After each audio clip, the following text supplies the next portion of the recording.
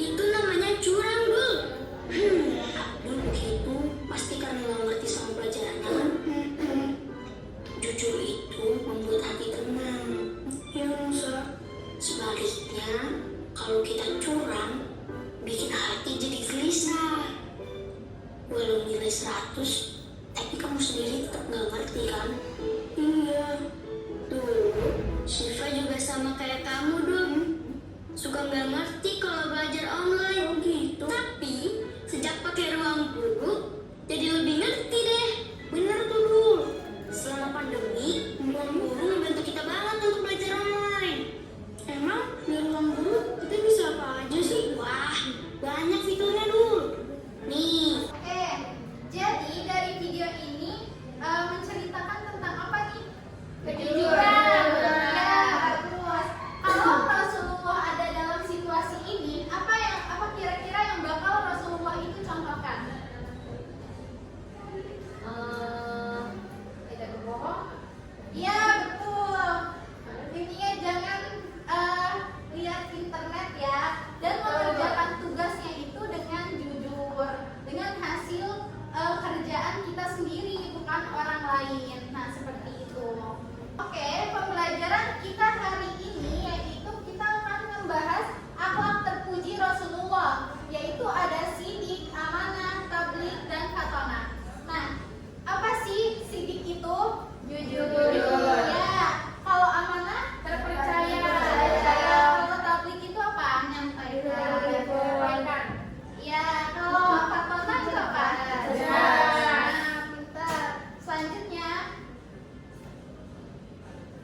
akhlak terpuji, yaitu akhlak atau akhlakul karimah adalah sikap dan perilaku baik yang dicontohkan oleh Rasulullah SAW dalam setiap aspek kehidupan. Nah, artinya gini, akhlak karimah itu kita harus menerapkannya dalam kehidupan kita sehari-hari gitu. Apalagi untuk kita yang seorang remaja ini kan kayak banyak bohongnya gitu kan. Mau izin main sama orang tua, mainnya misal sama temen, ternyata perginya malah sama cowok. Kayak gitu. Oke, next selanjutnya.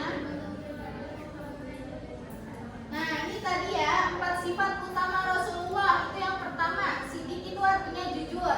Terus yang kedua, amanah. Amanah itu dapat dipercaya. Yang ketiga ada tabligh, yaitu artinya menyampaikan kebaikan.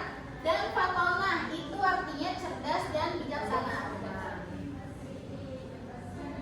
Nah, sidik atau jujur itu berkata dan berperilaku sesuai kenyataan. Contohnya, tidak berbohong, mengakui kesalahan, dan tidak mencontek. Kayak kasus video tadi, itu tuh artinya dia mencontek dari internet kan. Nah, itu berarti bukan perilaku yang dicontohkan oleh Rasulullah. Jadi kita nggak boleh mencontohkan perilaku tersebut. Kita harus punya sifat yaitu sidik, artinya jujur gitu. Selanjutnya ada amanah, yaitu dapat dipercaya. Artinya memegang tanggung jawab dengan baik. Nah, contohnya menjaga barang titipan, menepati janji, atau mengembalikan barang yang dipinjam. Nah, kalau misalnya ada orang yang ngasih amanah ke kita kayak tolong ya, aku nitip barang ini. Nah, kita harus menjaganya itu dengan baik gitu. Karena itu amanah dari orang tersebut. Seperti itu. Nah, terus yang ketiga ini ada tabligh, yaitu menyampaikan kebenaran, menyampaikan pesan dan ajaran dengan benar. Contohnya, mengingatkan teman berbuat baik, menyampaikan informasi tanpa menambah-nambahi, dan tidak menyebarkan hoax. Nah, orang-orang yang di sosial media itu kan banyak ya yang nyebarin hoax-hoax kayak gitu. Nah, berarti dia itu tidak mempunyai sifat ini, sifat tabligh, yaitu menyampaikan kebenaran. Dia malah menyampaikan kebohongan, berita bohong gitu. Artinya kita tidak boleh mencontohkan seperti itu. Kita tidak boleh kayak ada nih berita yang baru gitu, misal yang Tumblr viral itu. Nah, itu kan kasusnya nyata gitu kan, bukan hoax. Jadi kita harus benar-benar teliti juga sama berita yang sekarang beredar itu hoax atau enggak gitu. Oke, lanjut. Yang selanjutnya fatona, yaitu cerdas dan bijaksana. Artinya kemampuan berpikir cerdas, cepat dan tepat. Contohnya belajar bersungguh-sungguh, menyelesaikan masalah dengan bijak, dan mengambil keputusan yang baik. Nah, fatona di sini itu kita harus punya ya sifat ini karena ini penting banget buat kita yang masih belajar kayak gini. Maksudnya jangan mencontek, itu harus harus jujur juga, ya harus bersungguh-sungguh. Nah, contoh akhlak Rasulullah dalam kehidupan remaja. Yang pertama, itu jujur kepada orang tua, guru dan teman. Nah, jujur kepada orang tua di sini itu kayak yang tadi Ibu contohkan ya. Itu contohnya kita mau pergi main kemana gitu sama temen cewek, terus tiba-tiba sama cowoknya gitu kan. Itu kan berarti nggak jujur kan? Iya, jangan kayak gitu ya. Itu tuh namanya kita tidak masuk ke sifat-sifat Rasulullah. Kita tidak mencontohkan ke dalam sifat-sifat Rasulullah. Terus yang kedua itu melaksanakan tugas dengan penuh tanggung jawab. Nah, kalau misalnya ada tugas di kampus, itu tuh kita harus mengerjakannya karena itu tanggung jawab kita gitu. Bukan kayak minta tolong orang kerjain atau kita copy paste semuanya gitu. Jadi kita ya udah tinggal kumpulin aja gitu. Enggak, karena itu sebagai tanggung jawab kita. Terus yang ketiga, itu memilih kata-kata yang baik ketika berbicara. Nah, di sini itu tuh sering banget kayak yang ngomong bahasa-bahasa kotor kayak bahasa-bahasa hewan gitu ya. Iya. Nah, itu kalian kurangin ya ngomong kayak gitu atau jangan gitu. Kalau bisa jangan mengucapkan kata-kata kayak gitu. Terus menghormati sesama. Nah, menghormati sesama itu kayak misalnya ada teman kita yang beda agama. Nah, terus kita hormatin aja gitu. Jangan kayak membeda-bedakan nih kamu mah Kristen gitu. Iya, jangan kayak gitu. Ya udah hormatin aja. Hormatin sesama guru atau sesama teman gitu. Intinya kita saling menghormati. Terus tidak menyakiti perasaan orang lain. Nah, ini penting banget karena kita itu kan biasanya ada orang yang tanpa sadar menyakiti perasaan orang lain dengan ucapan kita sendiri gitu.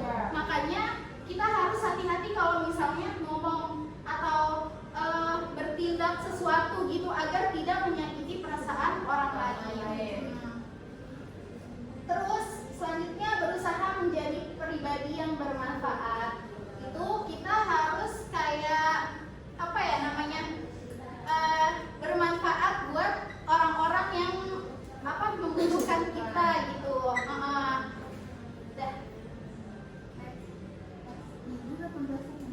Terus ada penerapan akhlak terpuji dalam kehidupan sehari-hari. Nah, itu penerapan akhlak terpuji ini yang ada 4 sifat Rasulullah tadi ya. Yang pertama itu membiasakan berkata jujur. Nah, terus yang kedua menjaga amanah dan kepercayaan. Yang ketiga menyebarkan pesan atau informasi yang benar. Yang keempat itu belajar secara disiplin dan tidak malas. Jadi kalian udah paham kan apa itu sidik, Nah, ini artinya. Jadi kalian harus menerapkan 4 sifat Rasulullah itu dalam kehidupan kita sehari-hari. Nah,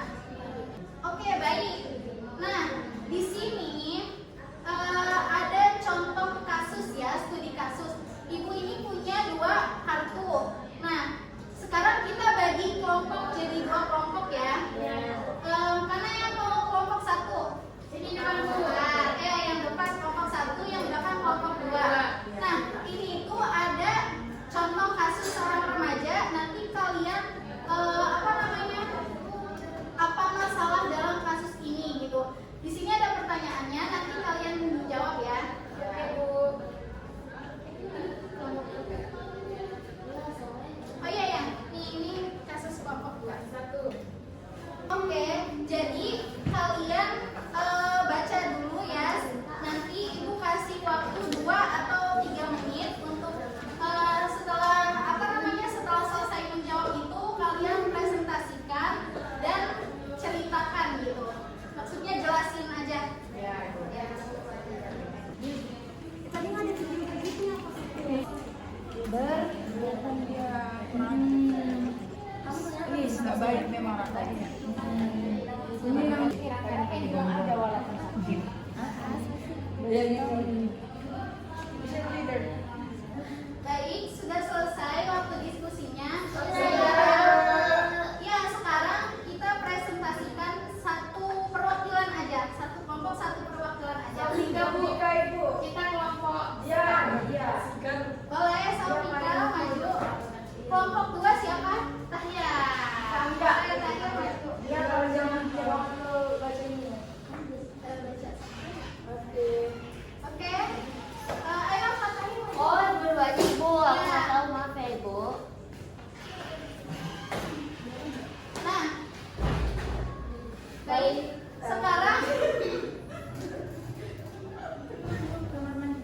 Sekarang kita akan membacakan dari kelompok pertama dulu. Kasus pertama itu apa? Berbohong. Di sini Raka kan tidak mengerjakan PR. Nah, pas dia ditanya sama gurunya itu, dia bilang bukunya ketinggalan. Padahal dia tidak mengerjakan. Berarti di sini termasuk kasus Tidak jujur. Tak berani dia jujur. benar sekali. Nah, ya bagus. Kalian tahu kan kalau berbohong itu termasuk contoh yang Tercela. tercela dan tidak dilakukan oleh Rasulullah. Baik, kelompok kedua silakan. Kalau di sini sikap yang tidak amanah. Karena di sini si Sinta diminta jagain kelas sama gurunya, tapi ketika gurunya keluar, dia tidak bertanggung jawab akan kelasnya sama gitu. Jadi di sini artinya dia tidak amanah. Betul. Ya. Oke. Nah, baik. Jadi dari kasus tadi itu ada berbohong sama tidak amanah. Nah, artinya itu kan perilaku yang tidak dicontohkan oleh Rasulullah ya. Kita tidak boleh melakukannya seperti itu. Makanya kenapa kita harus menerapkan 4 sifat tadi, yaitu sifat amanah. Nah, seperti itu. Oke, jadi kesimpulan pembelajaran hari ini kita sudah belajar melalui video tadi dan PPT tadi ya. Kalian sudah jelas belum? Apa ada yang mau ditanyain? Sudah. Ya, tapi lagi. Yaitu dari template-nya ya. Ya, seperti itu.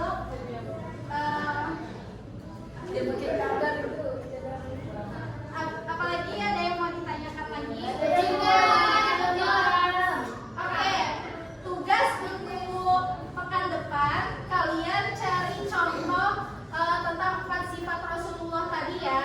Oke Bu, itu nanti kalian tulis lalu dikumpulkan pekan depan. Nah, contohnya itu contoh yang ada di lingkungan sekitar kita gitu. Ya, kayak kalian buat studi kasus gitu. Ya, seperti itu. Oke, selesainya pembelajaran hari ini.